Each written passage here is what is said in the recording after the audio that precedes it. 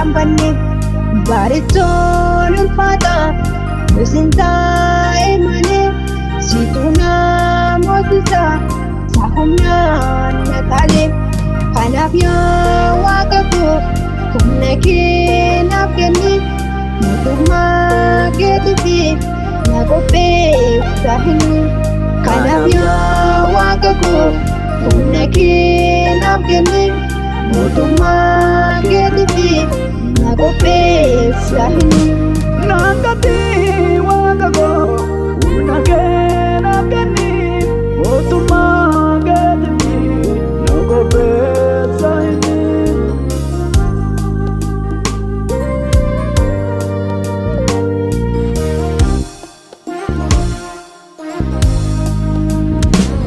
Bara koo hundumaa siif ladha yoo sanaan boqonnaa argadha atayyaana keenaa baay'isee nuta kun manni gorraas gorsi bara koo hundumaa siif ladha yoo sanaan boqonnaa argadha atayyaana keenaa baay'isee nuta kun manni gorraas gorsi Guftamaan keetii afaanin na qabne jabeessee na dhaabe haala na kan banne bareechuun ulfaata nusin taa'e malee situ namootisa humnaan na taale kanaaf yaa waaqa koo humna kee naaf kenni mootummaa keetiif na qopheessa himi kanaaf yaa waaqa koo humna kee naaf kenni mootummaa keetiif na qopheessa himi.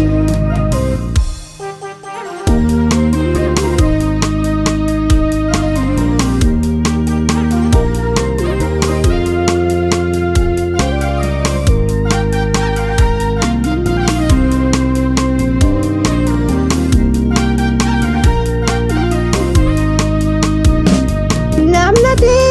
gargaarte Yesuus immoo ati dhibbee naaf rakkoo ani siinaan kunoo as gahee hafuuraan keessi immoo naaf ta'e namnati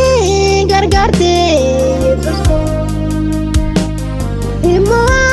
ati dhibbee naaf rakkoo Siinaan kunoo as gahee hafuuraan keessi immoo naaf ta'e Guftamaan keetii afaanin na qabne jabeessee na dhaabe haala na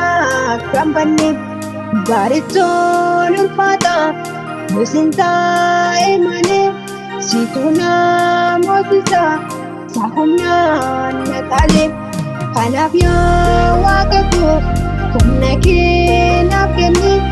mootummaa keetiif na qopheessa himi kanaaf yaa waaqa koo humna kee naaf kenni mootummaa keetiif na qopheessa himi.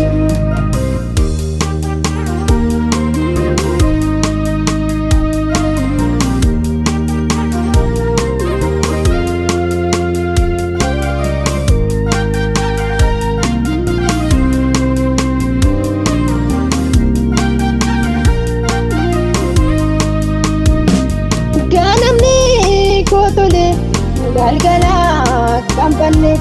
na heegi waaqa koo akkanee na kamne arge biyya lafa fuulummaan sirraate sirrattoon gateera waabisee godhatte ganamni koo tole galgala kan banne na heegi waaqa koo akkanee na kamne arge biyya lafa fuulummaan sirraate irrattoon goteera waabisee godhadhe gooftamaa nageetii afaniin nafamne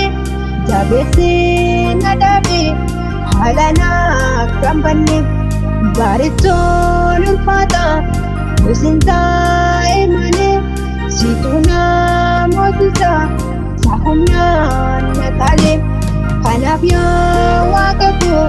humna kee naaf kenni mootummaa keetiif na qopheessa hin kanaaf yaa waaqa koo humna kee naaf kenni mootummaa keetiif na qopheessa hin Nangati wa